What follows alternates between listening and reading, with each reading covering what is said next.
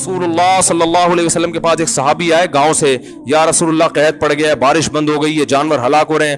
آپ صلی اللہ علیہ وسلم نے دعا کی اور بارش کی دعا کی، اتنی بارش ہوئی ہے 3 دن تک برستی رہی ہے۔ وہ صحابی دوبارہ آئے، یا رسول اللہ کھیتیاں ہلاک ہو رہی ہیں، جانور ہلاک ہو رہے ہیں۔ آپ صلی اللہ علیہ وسلم کے الفاظ دیکھیں، آپ نے فرمایا اللہم حوالینا لا علینا۔ یہ نہیں فرمایا کہ اللہ اس بارش کو بند کر دے، یہ تو رحمت ہے، اے اللہ اس کو ہمارے اطراف کی طرف لے جا، ہم پر نہیں بلکہ ہمارے شہر کی سے آبادی سے دور اطراف کی طرف لے جا۔ علماء نے لکھا ہے اس سے صاف پتہ چلتا ہے کہ رسول اللہ صلی اللہ علیہ وسلم نے بارش کے بند کرنے کی دعا نہیں مانگی، کیونکہ قرآن بہت تذکرہ کر رہا ہے اس کا۔ تو اللہ جیسے اس بارش سے مردہ زمین کو زندہ کرتا ہے، اے اللہ تو ہمارے دلوں کو بھی حیات اور زندگی دے دے۔ دل مردہ ہیں، زمینیں زندہ ہو رہی ہیں، زمینوں میں پیداوار پیدا ہو رہی ہے، مگر دل میں اللہ کی محبت کے چشمے جاری نہیں ہو رہے، اور قرآن نے اس کی بہترین مثال دی ہے۔ وَإِنَّ مِنَ الْحِجَارَةِ لَمَا يَتَفَجَّرُ مِنْهُ الْأَنْهَارُ، فرمایا کہ او اشد خشیہ، کہ ان کے دل پتھر سے بھی زیادہ سخت ہو چکے ہیں۔ پھر فرمایا پتھروں میں بھی تین قسم کے پتھر ہوتے ہیں کہ وَإِنَّ مِنَ الْحِجَارَةِ لَمَا يَهْبِطُ مِنْ خَشْيَةِ اللَّهِ، کہ بعض پتھر ایسے ہوتے ہیں جو پہاڑوں سے لڑک جاتے ہیں، یہ لڑکنے کے لیے بھی تیار نہیں ہے، اپنی جگہ پہ جامد ہوئے ہوئے ہیں۔ وَإِنَّ مِنْهَا لَمَا يَهْبِطُ مِنْ خَشْيَةِ اللَّهِ وَإِنَّ مِنْهَا لَمَا يَتَفَجَّرُ مِنْهُ الْأَنْهَارُ، اور کچھ ایسے جس میں چشمے پھوٹ پڑتے ہیں۔ پتھر بھی اتنا سخت نہیں ہوتا، وہ بھی کبھی پانی نکالنا شروع کرتا ہے اور کبھی اثرات قبول کر کے اپنی جگہ سے ہل جاتا ہے۔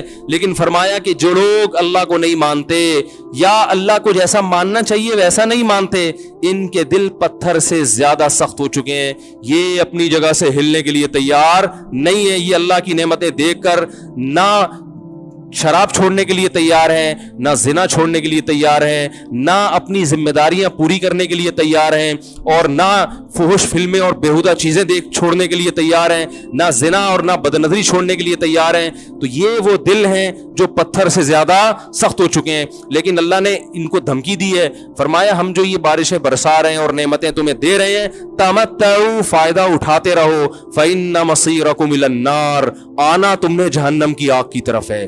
اللہ پیدا کر کے مار کے چھوڑ نہیں دے گا کہ مٹی ہو کے ختم، نہ نہ نہ نہ نہ نہ، یہ سب کچھ اللہ نے جو نظام بنایا ہے آزمائش کے لیے۔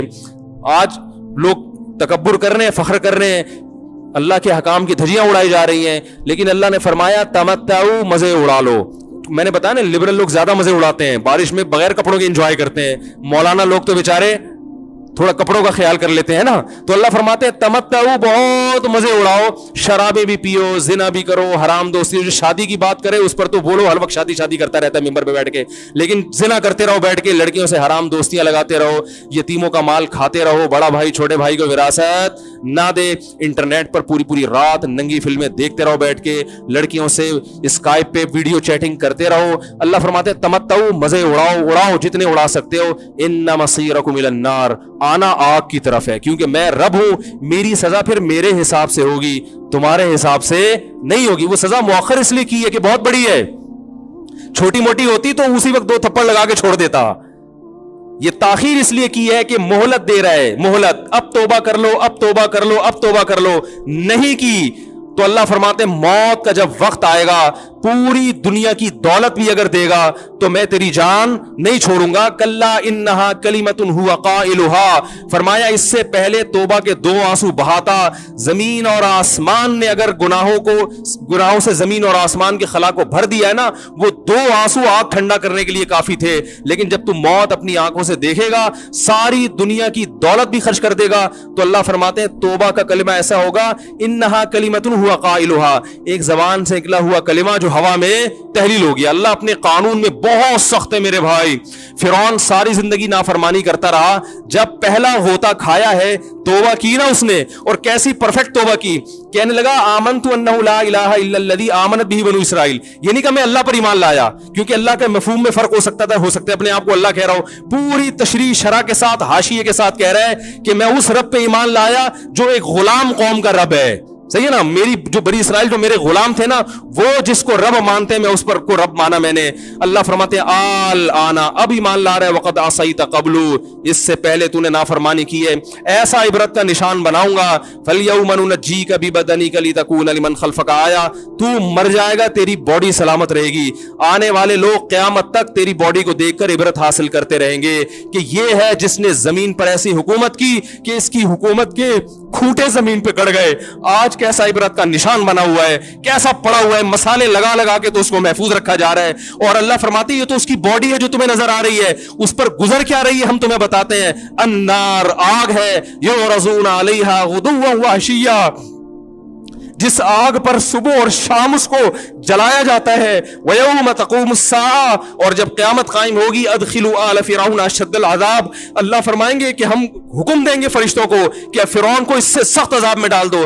آپ کو فرعون لیٹا ہوا نظر آ رہا ہے, قرآن کہہ رہا ہے لیٹا ہوا نہیں ہے, وہ صبح اور شام آگ میں جلایا جا رہا ہے. اس کو ہزاروں سال گزر گئے, صبح بھی آگ میں جلتا ہے, شام کو بھی آگ میں جلتا ہے. اور فرمایا ابھی قیامت آنے دو, جہنم میں ہمیشہ کے لیے داخل کروں گا جو اس سے بھی زیادہ سخت ہے. وَإِذْ يَتَحَاجُّونَ فِي النَّارِ, اور فرمایا جہنم میں جانے کے بعد کیا ہوگا, آپس میں ان کے مکالمے کو اللہ نے ذکر کیا ہے کہ جو فرعون کے ماتحت تھے وہ فرعون سے کہیں گے تیری اطاعت اور فرما برداری میں, تیری حکومت کی وجہ سے ہم نے موسیٰ کی بات نہیں مانی. اسے کمزور کہا, تو کہتا تھا موسیٰ کو بولنا نہیں آتا, موسیٰ کے پاس حکومت نہیں ہے, موسیٰ ہماری طرح پڑھا لکھا نہیں ہے, موسیٰ ہماری طرح براڈ مائنڈڈ نہیں ہے, ہم نے تیری دعوت کی وجہ سے موسیٰ کی بات کا انکار کیا, آج ہم آگ میں جل رہے ہیں.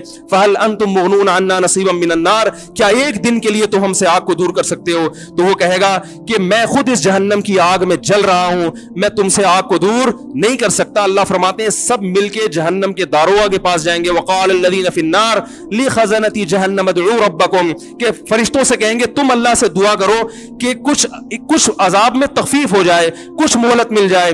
تو فرشتے جواب میں کہیں گے کہ کیا تمہارے پاس ڈرانے والا نہیں آیا تھا, موسیٰ کلیم اللہ جس سے اللہ کوہ طور پہ ہم کلام ہوا کرتا تھا, اس نے تمہیں ڈرایا نہیں تھا کہ تم اللہ کی نافرمانی چھوڑ دو.